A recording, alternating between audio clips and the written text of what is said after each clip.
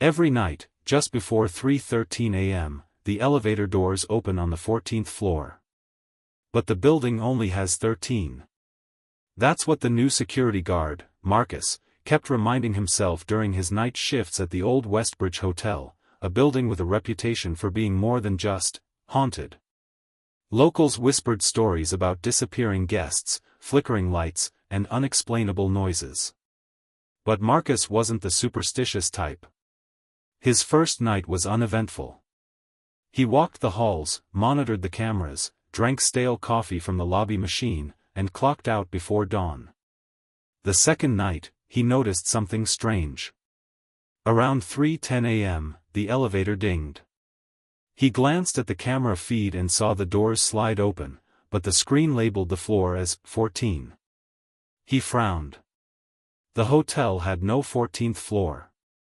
Like many older buildings, it had skipped the number entirely. Superstition. He rewound the footage. There it was again, 14. Plain as day. He checked the control panel himself.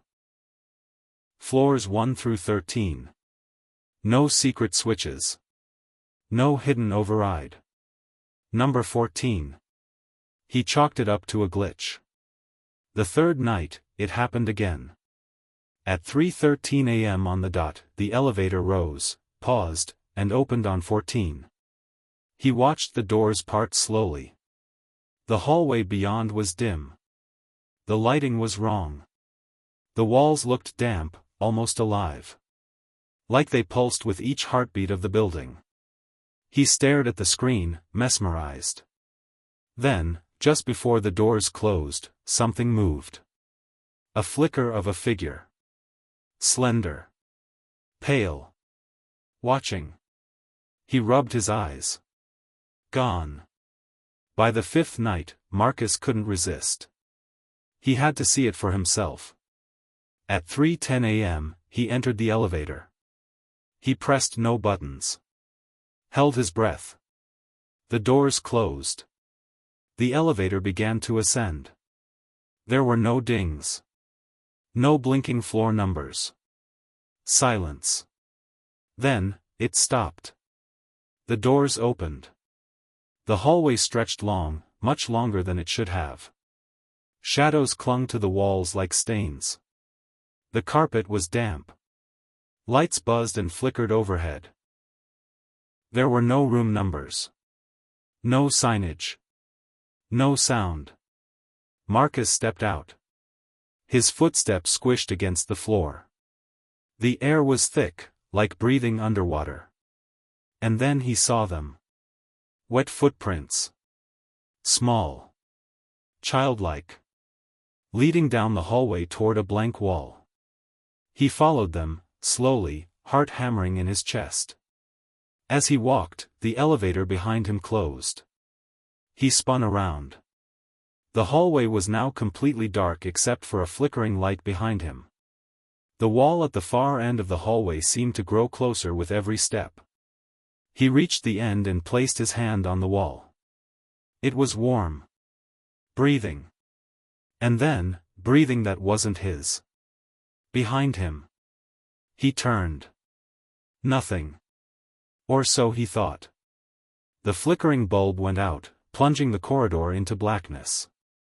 He reached for his flashlight. Dead. His radio? Static. His phone? It had no signal. But it was glowing. The screen displayed 1413. A whisper reached his ear. So soft, so close, it tickled his skin. Don't go. He ran. Panic surged through him. He pounded on the elevator door, screaming, but it didn't open. The hallway behind him twisted.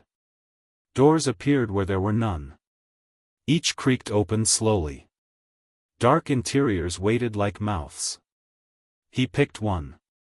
Any one. Stepped in. The room was a mirror of his own bedroom from childhood. Every detail perfect. Except, on the bed, curled up under the blanket, was him. Sleeping. Peaceful. He backed out. Another room. A hospital bed. Machines beeping.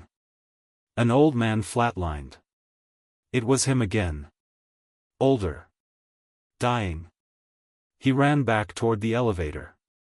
The hallway was now lined with dozens of doors, all slightly ajar. Whispers leaked from each one. His voice. His thoughts. His regrets. The elevator finally dinged. He turned. The doors opened. Light poured out. Warm. Normal. He stepped in. The doors closed.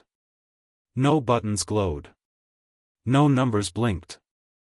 Silence. Then. The doors opened on the lobby. It was morning.